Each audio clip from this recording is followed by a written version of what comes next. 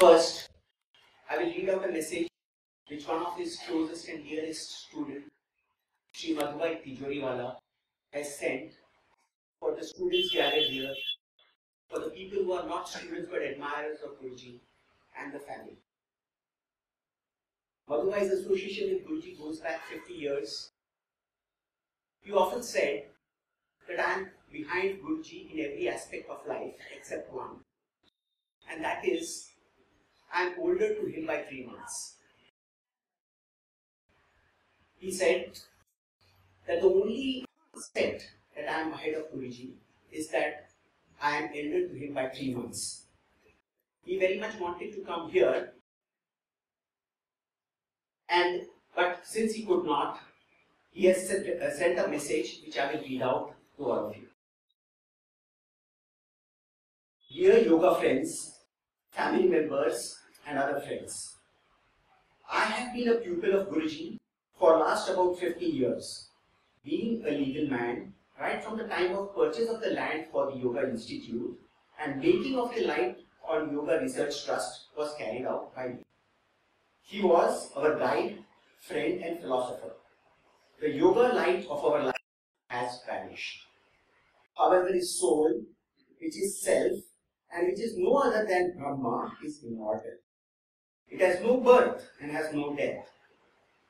He has also written down the shlokas of Bhagavad Gita, shloka 22 of chapter 2 and shloka 27 of chapter 2, which I find myself incompetent to read, so I will just leave it to you to read whenever you have. So he says, Lord Krishna in his Bhagavad Gita teachings has stated that just as the person discards old clothes and adopts new clothes, similarly when the body becomes old and dilapidated, then the Dehi, the Jiva, adopts new body. It is also further stated that one who is born, death is certain, and to the one who is dead, birth is certain. In the circumstances, he advised Arjuna not to feel sorry for such condition. Guruji's achievements are known to all and they are beyond description and words. The question is whether he will take birth again or not. I remember having telling us that he will take 3 more births before accepting moksha. This he could do for the welfare of people. In reply given by Guruji to me, which I received at the end of July 2014, he writes inter alia as follows. My dear Madhubai, as you say, old age does play a trick which I have accepted with grace. I am not worried about death. If God calls me, I embrace it with both hands. I am grateful to him that my childhood ill health kept me almost like a worthless man. 70 years of good health is more than one can anticipate. So I am happy that I am healthy for so long, working all the 7 days for years to come. And finally, he has stated that please accept my love and thanks which flows like Ganga river. The lifelong work which he carried out is immortal and forever. I consider he was the avatar of Lord Patanjali. He concludes, thank you. Friends, I have been asked to speak as a student of Guruji, and what I speak comes from my limited understanding. For all of the students, there are few things which stand out in our interaction with him. The first thing is his immense generosity. He was generous with everything, including his knowledge. He never kept the knowledge to himself. He never said, give me this and I promise to give you a magic mantra which will take you to another level. Whatever he had, he shared selflessly, generously. This was one of his hallmarks. The second thing which I as a student observed was that he was completely transparent. When he practiced in front of all the students. When he lived his life, people could walk in and see him as he went to the classes. He was available to one and all. He would be in the library and anyone would walk to him and get a smile. So he was approachable to all, his life was transparent. What you saw is what he did, and what he did you all saw. So that was that immense transparency which one as student saw in him. Another thing which was very, very clear is that he treated all his students the same. Just like the sun shines on all of us, whether we are good or bad, deserving or not deserving.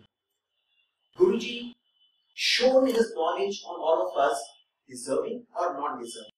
He never said that I am going to give my knowledge only to those who are deserving. His knowledge was open for all.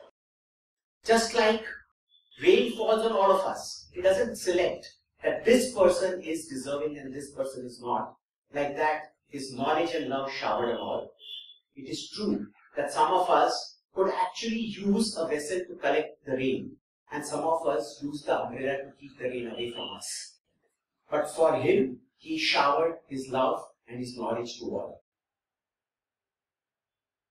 One of the other things which I saw about him was that he had immense tolerance, except when it came to somebody trying to go against the subject. When somebody was untrue to the subject, there was no tolerance. In other aspects of life, you could do whatever and he would be very tolerant. But when it came to the subject, there was complete intolerance. You had to do what you have to do. One of the most important teachings which all of us will recognize Guruji by is his precision. He said, alignment leads to enlightenment. And for him, alignment and precision was the crossroad where the individual self or the Jivatma came into contact with the Paramatma. This was a crossroad. And for him, it was important that you come to this crossroad, you come and get yourself in a precise, aligned state. It is only then that the Paramatma can shine upon the Jivatma. And that is why precision was very dear to him. Now if I were to talk just a few more words, if you permit me, what I would like to say is he was a true yogi. And if I were to say, he had mastery over the elements. He had Bhutajaya. He had mastery over the elements. Many of us will think mastery over the elements mean that you are a monarch, as Prashanti said a few weeks ago. People feel that if you are a master over the elements, you are a monarch and can dictate what the elements should do. But that is not right. Nature, in my mind, from what I understand from what he has said, is Prakriti. The elements are very internal to nature. These elements are like a maze. And this maze, if you have to master, you should know how to come out of the maze. You cannot be fighting the maze, but you need to understand how to come out of the maze. Now, the Prakriti, we try to disturb this nature. We try to break that maze. We try to hit against the maze. And what do you think we do? So whatever actions we do, the nature will have its own reaction. That is the part of nature. That's the part of natural laws. So everything that we do, nature will react. And when the nature reacts through the tanmatras of the elements, it starts to interact with our senses, which in turn interacts with our mind and disturbs the mind. So if you disturb the nature, your mind will be disturbed. So Bhutajaya is when you stop disturbing the nature, when you can go through the walks of life without disturbing nature in any manner, therefore you will be able to have nature not disturbing your minds. And at that point in time, because the nature is undisturbed, because the bhutas are undisturbed, the tanmatras are undisturbed, they will not disturb your senses, they will not disturb your mind, and at that point in time it becomes Manojaya, and Manojaya is the state when there is Pradhanajaya. That's what he said. At that time there is complete universality. each one of us is a part of this great consciousness all over us, the Pradhan. This great super consciousness comes into a maze that we create, which is identified with the physical body, and gets entrapped in this, and it becomes Jivatma, something which is separated.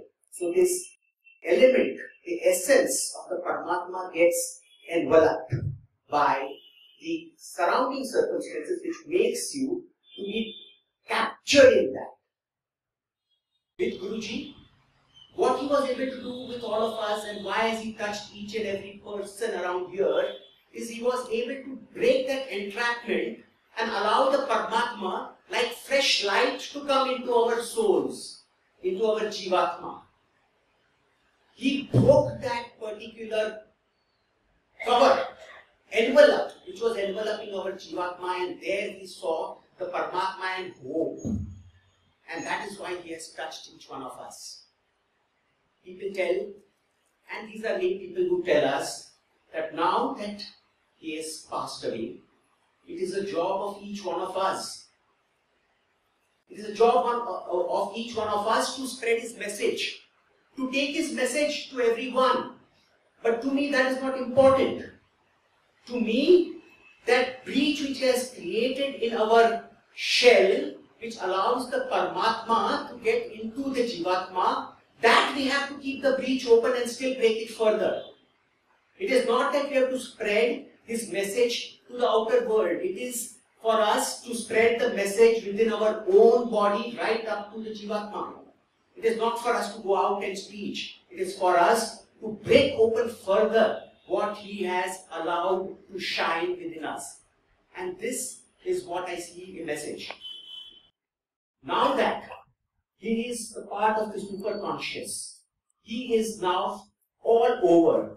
And that light which is shining from outside, from all over us, is now become a part of us.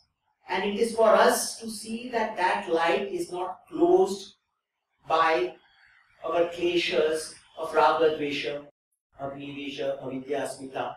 That is what is something which we have to do. And how do we find out whether we are following this message? Prashantji talked about the certain characteristics which we have seen. I am not asking you to imitate those characteristics, because if you imitate, you are doing things differently. There is one goal. You are one and you are following another path. Your behavior is one, but you are trying to make a different behavior. But what is to be seen is that if your behavior naturally becomes like his behavior, you are on the right path. You have allowed the Paramatma, which is outside, to go into your Jivatma. I cannot say anything more. And with these words, I would like to offer my deepest, humblest, most sincere pranams to the family who have lost far more than whatever each one of us can ever feel. With these words,